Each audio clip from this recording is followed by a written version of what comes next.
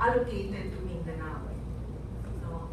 Second, I will first situate it, given what the Secretary earlier told you about the three aspects of good governance. Okay? But first things first, we want to situate what was happening at the time that this administration came, entered government. Ano ba yung kinahanap nila? Take your time. No? So, number one, Marian, ito na. Naharas ko lang yan. Para matako. Okay? In a report by ADB, no? By 2010, we were spending for social programs, but we were spreading our resources too thinly. Alam mo yung lahat priority, hindi makapili. So lahat niyan, bibigyan mo. So we were spreading our resources, no, in a poor manner. So as a result, by 2010, we still had, no, very poor households, no universal health care, no, and our spending for infrastructure was not at a very acceptable rate. Okay, so these were the problems that the administration then faced. So, as a result, there was a concerted effort to address issues related to social protection, to health care, and for protection of yung citizens natin. Okay, so the next slide. Okay, so the next slide is this is the topic discussed extensively by the Secretary a little bit earlier. Naalala niyo pa? Baka kasi may mga senior citizen na dito. Ikaw ba, ma'am? Senior ka na? Malaki. Hindi ba sa lahat na nakakainis yung hihingang lang ng card? No? Senior citizen. Ako kasi hindi. Sasabihin ko doon sa waiter, gusto mo sampalin kita. Minsan gano'n eh, uminom ako ng kape. Hindi naman dito sa hotel na to. Sabi niya, miss yung card mo? Sabi ko, hindi. Iko-cash ko to, biya ko pa. Hindi ma'am yung senior citizen card mo. Diba? Utat galit na naramdaman ko eh. Pero hindi ka pa senior. Diyan sa lamesa mo, senior na senior. Wala pa. Umalis ka na. Pero natutulog siguro yun.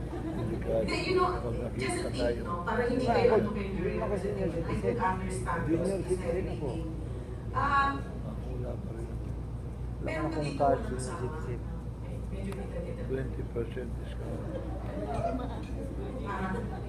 Sino sa inyo dalawa? Ikaw? Ba't kayo natuturuan? Hindi, alam mo, pag kami ganyan na, medyo matandang dalaga na. Sige na, matandang dalaga na. Ang gawin mo, kumuha ka ng, ikaw, pihado ka na sa bag mo, may oil of wintergreen ka o yung mga derivatives thereof. No? Oo, yung mga gano'n. Para sa sakit-sakit. Tapos, anin mo yan, yung liquid na yan, haluin gano'n. Tapos, lagyan mo dito sa mata mo para hindi ka antukin. Maluluha-luha ka lang. So, gano'n ang gawin nyo ngayon. Meron siya, I'm sure. Okay? Now, going back. Okay, so, as mentioned earlier, no, we are spending on the right things. Meaning, no, we are reducing the percentage of the deficit in terms of GDP. Bakit? Yun nga, sabi nga Secretary kanina, kahit saang household, when you use extensively your credit card for non-essentials, you'll be having problems. Meron sabi sa akin, you know, using daw a credit card is buying things you don't need with money you don't have. Totoo naman, di ba? So, in the same way, alam mo, budgeting in a national context is actually just expanding it. Practicing what you do in private life. Okay? So, spending within means is that you don't go through unnecessary and unnecessary expenses which you could not sustain. So, we've always been prudent in keeping the fiscal deficit in check, while improving revenues and not legislating increased revenues, except for taxes on, yung sin taxes, but then that's another story. Para para lang hindi magsigarilyo yun. Okay?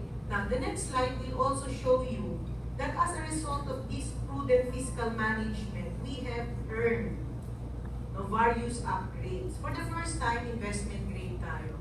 Ano ibig sabihin yan, ba? O ako nagtitinda ng balot, o nagtitinda lang ako ng tamutunsi. Yan, isa pang reason why I go to Cotabato for the tamutunsi. Anong tawag? Eh, yun yung sinabi sa akin eh. Wrong spell, kumukunsi. O yun. Yun, favorite ko yun. Lalo na pag mainit, no? Yan. Now, anyway, kung yun ang tinitinda mo, ano ba ang relevance nitong investment grades na to? You know, the rest of the world, United States, mga ganun, they have funds which they invest in countries. No? Ikaw, pag nag-invest ka, di ba may pera ka, lalagay mo sa bangko, magkano yung 2%, net, 2% per annum yan, in-net pa ang taxes. So it doesn't mean anything. Mas madali pa siguro mag-alaga ka ng di ba? To earn. No? Now, because your investment grade, yung mga funds, various funds within the developed countries are now free to enter your country and invest in your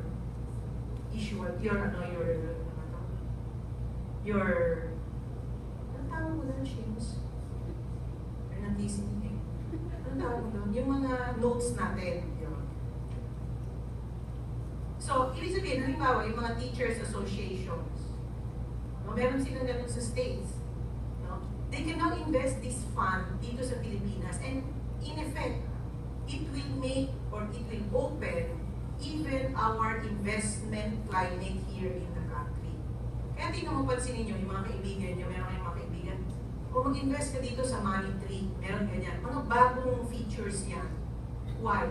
It gives you higher rates. Of course, there will be a risk, but it opens that to small-term or small-time investors like us being government employees, those who have taken a vow of poverty for the rest of their lives. Okay? So, yun, it opens the door for that. So, yun yung implication nun. So, meron siyang implication sa natitinda ng balon kung meron siyang extra funds. Okay? T-bills. Yan tinatawag nila T-bills. Now, you can invest, mga 5,000 ang minimum yan, 5,000. You can invest it. No? But if you want to be more aggressive, you can, of course, go into that. And that is only made available to us because money from other countries are now coming in to invest in our loans. Okay? Now, second. Yung second aspect na dapat natin i-consider is spending on the right priorities. This is very important. Why? Because there are a lot of competing concerns. No? Maraming dapat na pwedeng gastusan ng gobyerno.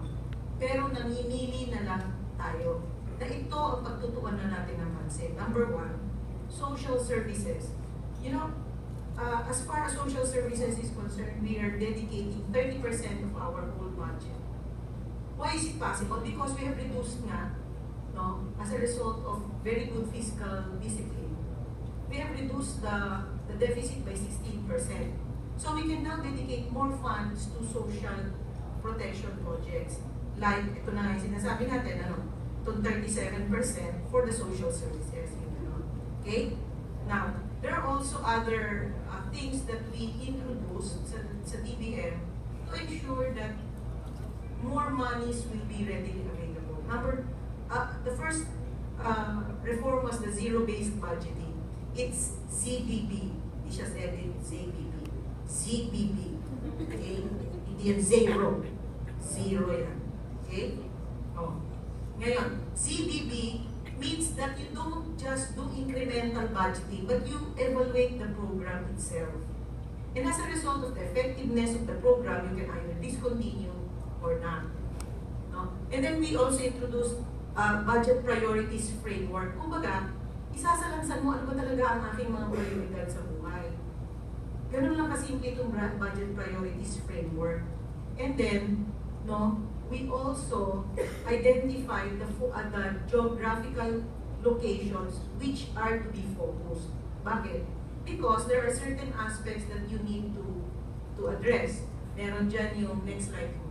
Yung susunod na slide.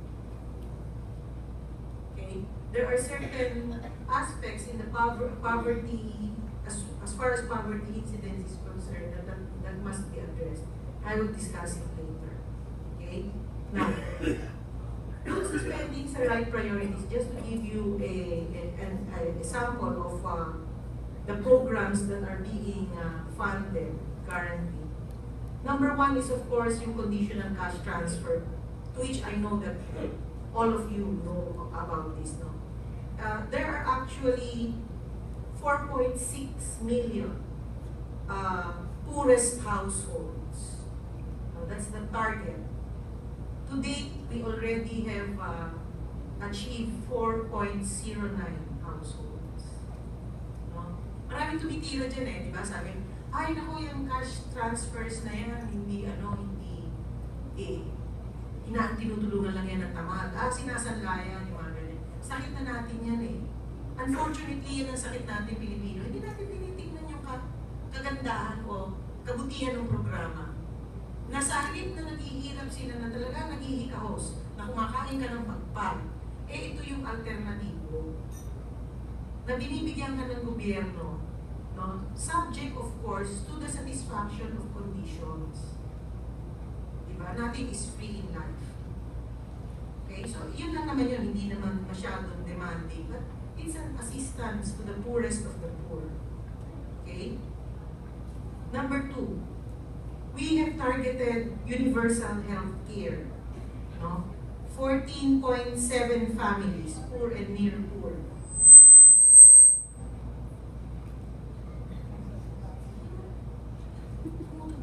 $14.7 million families.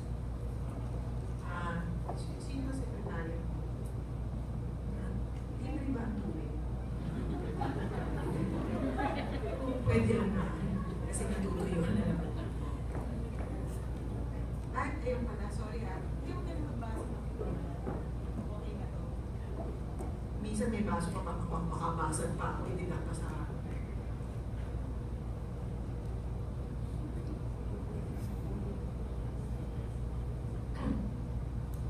We have spent marked improvement, spent substantial amounts for education, such that for the first time in our history, we have closed the teaching and classroom gap, at least at the 2010 levels. Ba't kailangan?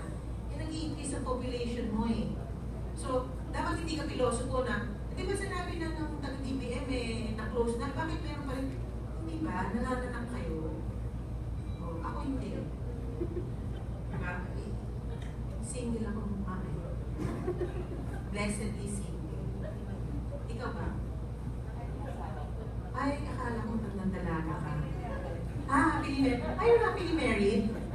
You're married and he's happy?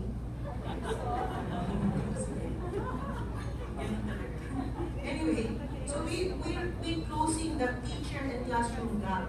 So much so that, by the time K-12 kicks in, medyo hindi naman panic. Hindi ba parang may mga panic buttons dyan sa K-12 eh. Parang millennium yan eh. Masyadong nervous eh. Okay. And lastly, we are on track on our national road program. Okay? And by 2016, we estimate that 100% na ng national roads will be paved. As of this year, as of March this year, the accomplishment is 88.2%. Okay? Medyo kumalakpak naman kayo dyan. Hindi mo masarap yung tanghalian yun. Ano naman ang nalakihan yun? Ha? Medyo masarap naman, di ba? Medyo. Spending with measurable results. Okay, that's the final among the three aspects or characteristics of a sound financial system. Now, ito sa measurable results, as mentioned earlier by the Secretary, hindi na, umalis na tayo, nag-veer away na tayo dun sa system na nagtatawaran, o yung tinatawag na, alam mo sa DBM meron tinatawag yan nung araw eh, yung TSL. Paano tinanong ka nung ano mo, ng boss mo? Anong ginawa mo dito? Kasi may analysis, tapos may